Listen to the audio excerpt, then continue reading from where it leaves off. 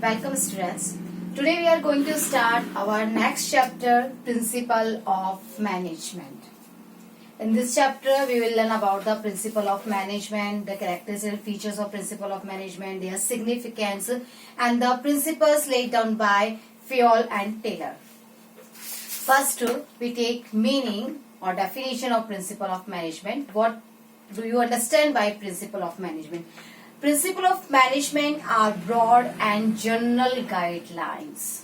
It is a broad and general guidelines for taking decision by managers of the any organization.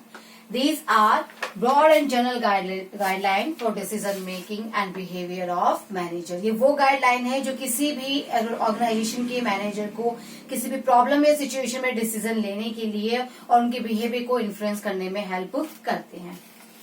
Natures and features are first universal application.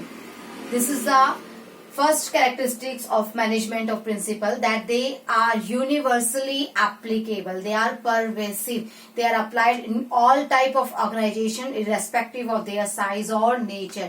हर तरह के organisation में इन्हें हम follow करते हैं, फिर चाहे वो कोई गवर्नमेंट ऑर्गेनाइजेशन हो या फिर कोई लिमिटेड फर्म हो, या वो बिग फर्म हो या फिर कोई स्मॉल स्केल फर्म हो. ये हर तरह के ऑर्गेनाइजेशन में फॉलो किए जाते हैं. तो these can be apply to all type of organisation respective of their size and nature. ये गवर्नमेंट ऑफिस में भी फॉलो होंगे, प्राइवेट कंपनीज में भी होंगे, स्कूल्स में भी होते हैं, क्लब्स में भी होते हैं, हॉस्पिटल्स में भी होते हैं. Everywhere they are followed. Second, general guideline. They are guideline to action but do not provide ready-made straitjacket solution to all manager problems. Principle of management are guidelines for any action. ये आपको सिर्फ इस बात में help करते हैं कि किसी भी प्रॉब्लम में, किसी भी सिचुएशन में या किसी भी तरह की कोई डिसीजन अगर हमें लेना है तो वो हमें किस तरीके से लेना है. लेकिन ये कभी भी आपको एक रेडीमेड सॉल्यूशन प्रोवाइड नहीं करते हैं. यानी it helps you to come out of a problem, to solve the problem, but do not give any solution. किसी भी प्रॉब्लम को सॉल्व कैसे करना है ये इसमें हेल्प करते हैं आपको, पर इसका सॉल्यूशन क्या है ये सॉल्यूशन ये आपको प्रोवाइड नहीं करेंगे. मैं फिर से बोल रही हूँ, ये आपको सिर्फ प्रॉब्लम को सॉल्व करने में हेल्प करते हैं, सॉल्यूशन नहीं देते हैं. लाइक अगर हम कहें कि फॉर सपोज दो डिपार्टमेंट्स और दो डिपार्टमेंट्स में किसी का कोई कॉन्फ्लिक्ट है, तो ऐसे में जो मैनेजर होगा वो क्या करेगा, वो मैनेजर अपने ऑर्गेनाइजेशन गोल को इम्पोर्टेंस देगा. तो यहाँ पर क्या है, यहाँ पर हम उस प्रॉब्लम को सॉल्व करने के लिए क्या हमने किया कि हम उन दोनों के जो एक्टिविटीज है उसको हम अपने ऑर्गेनाइजेशन गोल की तरफ लेकर जाएंगे. Formed by practice and experimentation. Formed by practice and experimentation. These are developed only after deep and thorough research work.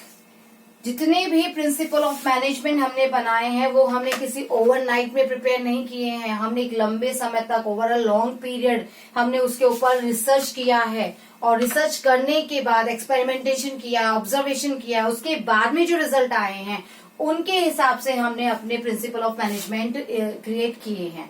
ये किसी भी एक नाइट का रिजल्ट नहीं है. हमने लाइक फॉर एग्जांपल हमने principle of division of work लेते हैं, जहाँ पे हम किसी भी बड़े टास्क को छोटे छोटे टास्क में डिवाइड करते हैं.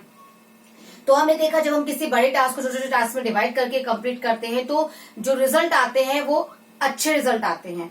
फिर उसको हमने अलग अलग ऑर्गेनाइजेशन में फॉलो करके देखा और उसके बाद में हमने डिवीजन ऑफ वर्क को स्टैब्लिश किया है. तो जो हमारे प्रिंसिपल ऑफ मैनेजमेंट है, they are developed after a deep and thorough research work. Next, flexible. These are not rigid statement which have to be followed absolutely. Principle of management rigid nature के कभी नहीं होते हैं. They are flexible. They can be modified according to the change situation or circumstances of any organization. Some changes can be made in application of principles according to the requirement of the company. For example, centralization और decentralization जो है वो अलग अलग firm में अलग अलग तरीके से फॉलो किया जाता है. हम हर फर्म में उसे एक तरीके से फॉलो नहीं कर सकते हैं। तो principle of management are flexible and they can be modified according to the change situation. Next, mainly behavior. These principles are formed to guide and influence the behavior of employees. ये जो principal हम बनाते हैं ये actually guide करने के लिए है और ये हर एम्प्लॉयज के बिहेवियर को इन्फ्लुएंस करते हैं because they are applied on the human being. They enable a better understanding of the relationship between human and material resources in accomplishing organizational purpose. ये इस बात को क्लियर करते हैं, इस बात के लिए हमें हेल्प करते हैं कि कैसे हम अपने ऑर्गेनाइजेशनल गोल को अचीव करने के लिए ह्यूमन और मटेरियल रिसोर्सेज में एक रिलेशनशिप स्टैब्लिश करें और उस रिलेशनशिप को समझते हुए अपने ऑर्गेनाइजेशन पर्पस को कंप्लीट कर लें, अचीव कर लें. Next, cause and effect relationship. Managerial principles are based on cause and effect. That means these principles tell us if a particular principle is applied in a situation, what might be the effect. ये cause और effect relationship पे based होते हैं जो हमेशा इस बात को क्लियर करते हैं कि अगर आप किसी सिचुएशन में ये वाला ये रिजल्ट अगर किसी भी सिचुएशन में इसे अप्लाई करेंगे तो उसका रिजल्ट क्या होने वाला है. हालांकि ये कभी भी एब्सोल्यूट रिजल्ट आपको प्रोवाइड नहीं कर सकते हैं. Why? Because they are applied on the human being पर ही अप्लाई किए जाते हैं. तो हमेशा इसका आप एग्जैक्ट रिजल्ट इससे हम एक्सपेक्ट नहीं कर सकते हैं. Next, contingent.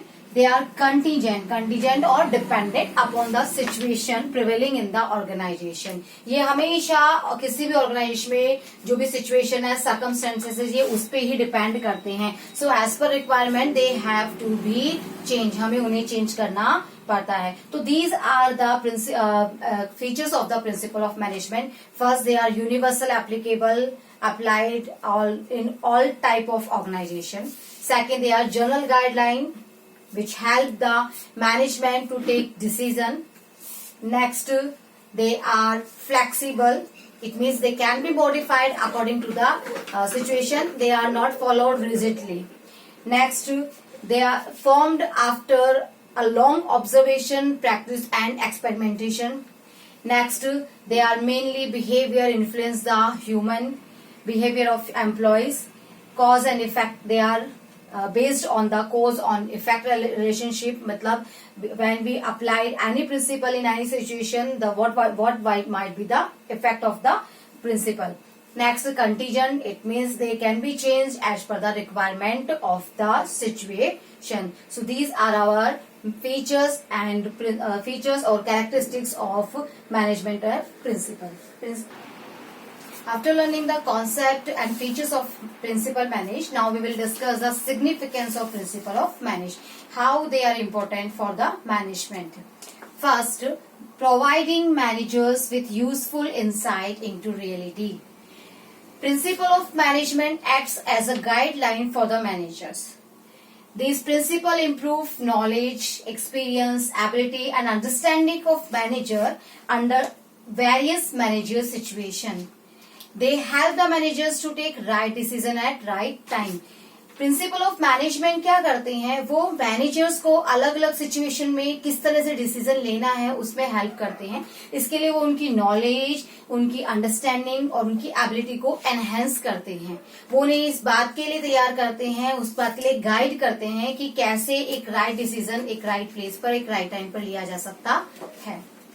Second, optimum utilization of resources. Optimum utilization of resources meaning to put the any resources for the use in such a manner that maximum benefits can be derived with a minimum cost. हम इस तरीके से अपने resources को utilise करें कि ज्यादा से ज्यादा प्रॉफिट जो है हम उसे निकाल ले सके, वो भी मिनिमम कॉस्ट के साथ.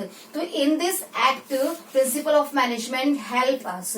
The management principle insists on planned activities and systematic organization of man and materials in the organization. Through principle of management हम एक सिस्टमेटिक वे फॉलो करते हैं जहां पे सारी एक्टिविटीज प्लान होती है और उसमें हम मैन और मटेरियल्स का यूटिलाइजेशन करते हैं. They are design to get maximum benefit from the human efforts and other resources. हम इस तरह से उन एक्टिविटीज को प्लान करते हैं कि जिससे हम अपने ह्यूमन रिसोर्सेज और अपने फिजिकल रिसोर्सेज का मैक्सिमम यूटिलाइजेशन कर पाए और उनसे आने वाली कॉस्ट को भी हम मिनिमाइज कर पाए. तो प्रिंसिपल ऑफ मैनेजमेंट इस वर्क में मैनेजर्स को गाइड करते हैं कि कैसे वो अपने रिसोर्सेज को पुट करें कि उनका मैक्सिमम यूटिलाइजेशन किया जा सके. Scientific decision. Management principle help in thoughtful decision making.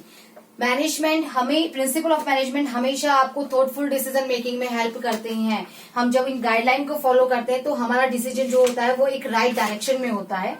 They emphasise logic rather than blind faith.